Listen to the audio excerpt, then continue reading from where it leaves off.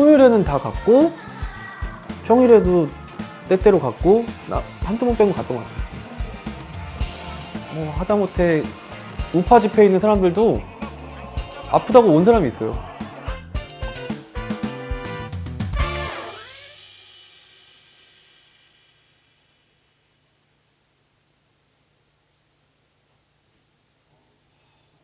선생님 광장 이번에 몇 번 나가셨었어요? 12.3 이후로요. 토요일에는 다 갔고 평일에도 때때로 갔고 남태령 한남도 그러니까 몇 번 빼고는 한두 번 빼고 갔던 것 같아요. 비상계엄을 선포합니다.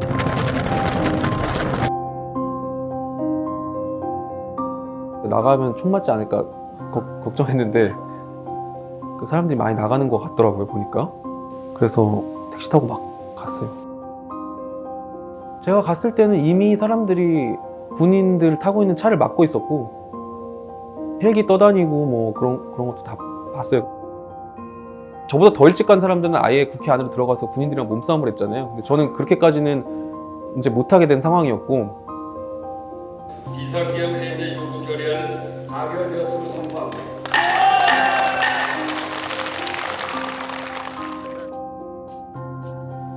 이제 그 상황 끝나고 집에 가려고 하니까 근데 이제 택시를 못 잡잖아요. 거기 다 도로 통제돼 있어. 택시가 있는 거예요.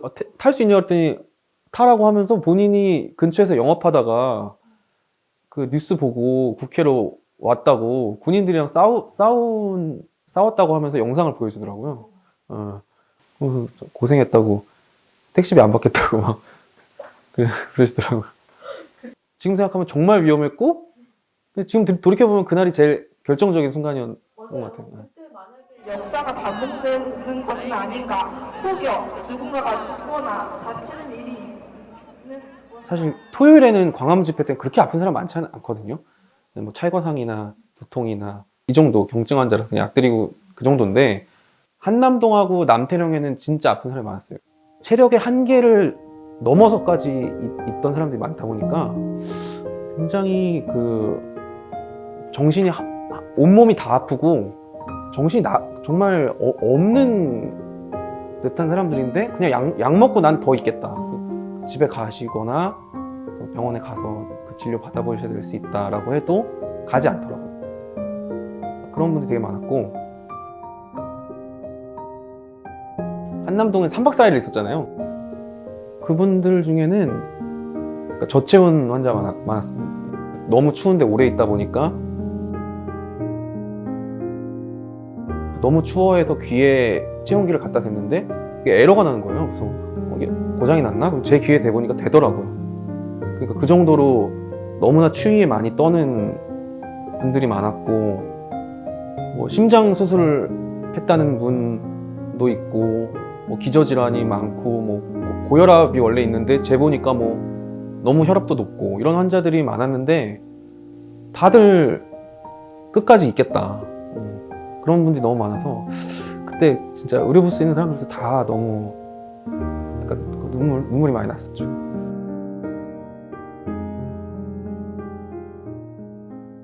(12.3) 때 국회에 나왔던 사람들 그리고 여의도에 100만 명씩 나왔던 사람들 남태령에 가고 한남동에 가서 밤샜던 사람들 그 추운 날에 토요일마다 집회 나왔던 그 사람들이 아니었으면 정말로 지금 계엄이 성공했을 수도 있는 거고 직무정지가 안 됐을 수 있는 거고 체포가 안 됐을 수 있다고 생각해요. 정말로 그 사람들한테 정말로 모두가 빚지고 있는 거죠.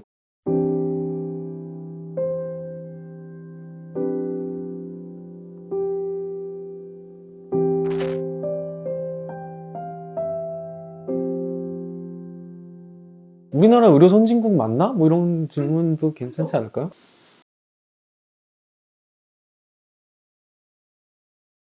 그래도 한국인들은 한국의 의료보험에 대한 약간의 프라이드가 살짝 있잖아요. 우리 잘 돼 있다라는 기본적인 개념이 있는데 아닌가? 아니에요. 전혀 그렇지 않고 한국에 그나마 다운 사회보장제도가 국민건강보험제도가 있으니까 사람들이 계속 지키려고 하고 그 제도에 대한 그 마음이 있는 건데 실제로는 수치를 보면은 OECD에서 건강보험 보장성이 최하위인 나라가 한국이거든요. 우리나라에서 애 키우기 좋다고 하시는 외국인 분들도 영국보다 낫다 뭐 약간 이런 얘기 있는데 한국의 의료보험 보장 그게 낫다고요? OECD에서 매년 그 헬스 데이터를 내는데 항상 거기서 한국은 보장성이 가장 낮고 공공의료가 가장 안 돼 있고 뭐 CT나 MRI 같은 기계는 많고 병상은 많은데 인력은 가장 적고 과잉진료가 제일 많고 인구당 간호 인력이 OECD 평균의 절반이고 병상 대비로 하면 5분의 1밖에 안 되거든요. 그러니까 간호사들이 밥도 못 먹고 그 화장실도 못 가고 일하는, 그래서 물을 안 먹는다는 거잖아요.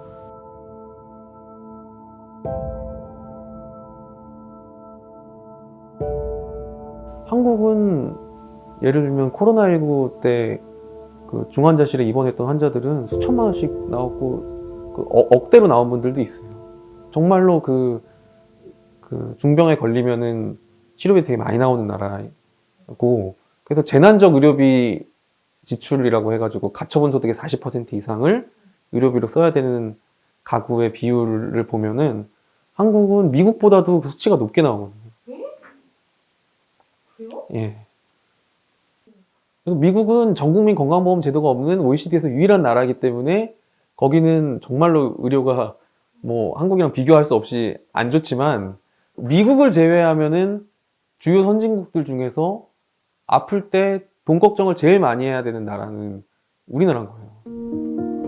그 한국하고 미국은 시장형 의료 시스템을 갖고 있는 국가고, 다수의 OECD 국가들은 중간형이거나 공공형이다.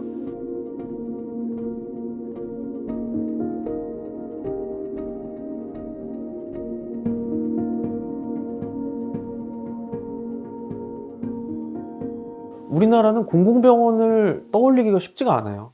한 40개 정도 있는 지방의료원들이 있고 보건소, 보건지소가 있고, 국립대병원 정도를 제외하면 사실은 한국은 공공병원이라고 찾기가 어렵고, 아산병원, 삼성병원, 세브란스병원, 성모병원, 뭐 길병원, 차병원, 뭐 우리가 알고 있는 병원들은 대부분 민간병원인 거죠. 우리나라는 민간병원, 기관수로 하면 95%가 민간병원이거든요. 공공병원은 거의 없는 나라인 거예요.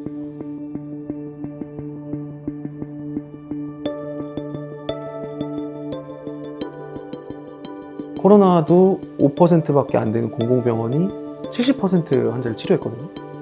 근데 우리나라는 환자가 적게 생겼잖아요. 근데 적은 환자인데도 계속 병상이 포화된다는 얘기를 뉴스에서 계속 들었잖아요.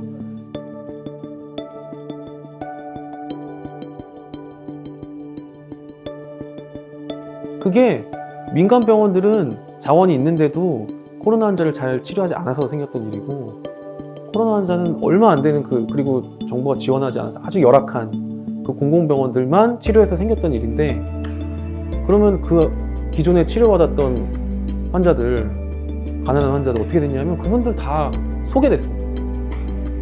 소개라고 표현하는데 쫓겨났어요. 가난한 환자들, 그 HIV 감염인 뭐 이런 약자들 치료받고 있다가 하루아침에 쫓겨나고, 거기에 이제 코로나 환자가 들어온 거거든요.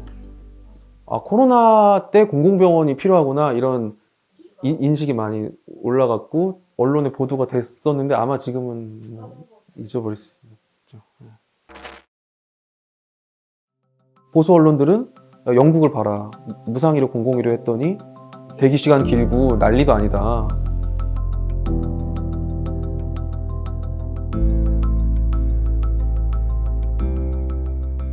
공공의료가 긴축으로 무너져서 발생하는 부작용들을 가지고 공공의료의 문제라고 이렇게 치환시키거나, 한국이 건강보험이 잘 돼 있고 오히려 유럽이 문제다라는 것도, 이것도 일종의 가짜뉴스인 것 같아요. 극우가 지금 가짜뉴스로 성장하듯이 지역에는 지금 갈 병원이 없고 환자들은 중병에 걸리면 서울로 가는데, 그러다 보니까 서울에 있는 대형 병원 근처에는 환자방들이 있잖아요. 고시원, 고시텔 환자들이 묵는 방에서 기거하면서 그 병원에 가고, 근데 또 막상 서울에서도 응급 환자가 생겨도 구급차가 뺑뺑이를 돌잖아요. 2025 학년도부터 의과대학 정원을 2,000명 증원하여 3월 19일부터 사직서를 왜 갑자기 2,000명이라는 게 톡 나왔나 이거? 18.73%의 학생이 휴학계를 제출하거나 실습 수업은 대부분 연기되거나 중단된 상태입니다. 의사는 늘려야 된다고 저희는 생각해요. 많은 의사들이 의사 절대 늘리면 안 된다고 했는데 우리나라는 OECD 평균보다 인구당 의사 수가 적고 의사가 배출되는 속도도 느리거든요. 그 수준을 맞추려면 의대를 늘리는 게 맞습니다. 근데 의사의 수가 가장 중요한 요인은 아닌 거예요. 왜냐하면 지금도 사실은 배출되는 의사의 상당수가 그 피부 미용 성형에서 종사를 하고 있고 동네 의원을 차려가지고 뭐 온갖 비급여로 돈벌이를 하잖아요. 환자를 살리는데 가는 게 손해인 시스템이 만들어져 있는 거예요. 돈을 손쉽게 많이 벌 수 있는 기회를 열어놓고 거기를 갈 수밖에 없게 만들어 놓은 거예요, 사실. 예. 이런 걸 봤을 때는 의대생을 늘린다고 문제가 해결될 수는 절대 없는 거예요. 단적으로 지역에는 환자들을 돌볼 병원들이 없는데 윤석열 정부가 막상 지역을 살리겠다고 하지만 지역의 공공병원들 다 예산 삭감해서 고사시키고 이 늘린 의대생들 보면 지역 의대에 배치했다고 하지만 사실은 무늬만 지역 의대들, 예를 들면 울산대 의대 서울에 있어요. 송파구에 있습니다. 의료적으로 좋은 나라가 되려면 어떤 나라가 돼야 되는가라고 했을 때 선생님 뭐라고 대답하실까요? 뭐 정책적으로 얘기하자면 공공의료가 잘 갖춰진 나라, 의료가 돈벌이 수단이 아니고 사람들을 치료하고 돌보는 공공사회 시스템으로 선 나라. 그게 될 수 있을 것 같으세요? 한국 사회에서? 한국이 쉽지 않죠. 왜냐하면은 유럽 국가들은 대부분 2차 대전 이후에 폐허인 상태에서 이 사회를 다시 복원해야 되는데 어떤 방식으로 할 거에 대해서 논쟁이 있었던 거고, 그러면서 의료는 공공 서비스니까 공공적으로 만들자라는 압력이 커서 제로 베이스에서 공공의료가 건설된 거예요. 근데 한국은 이미 95%의 민간 병원이죠. 건강보험 보장성이 낮으니까 재벌들이 보험을 운영하고 있죠. 관련된 이해 당사자들도 많고 시스템이 형성이 돼 있어서 이거를 바꾸려면은 진짜 큰 운동이 있지 않으면 안 될 거예요. 그럼 어떻게 해요? 그 큰 운동을 해야죠. 어떻게 해요? 어떻게 큰 운동해요? 계획이 있어요? 어떻게 할 건데?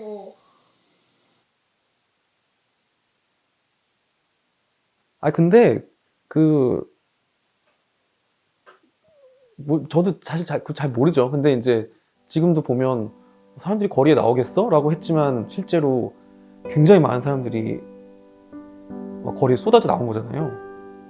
많은 사람들이 음식도 갖다 주고 온갖 물품들, 방한용품, 뭐 핫팩, 은박, 담요 이런 것들 막 쏟아져 들어오거든요. 그리고 의료 부스에 있으면 의약품이 막 쏟아져 들어와요. 한남동 같은 데는 3박 4일 하다 보니까 의료진이 부족하거든요. 밤을 3박 4일 새야 되니까. 그러면은 SNS에 그 SOS를 친 적이 있는데 간호사들이 너도 나도 밤새겠다고 하시더라고요.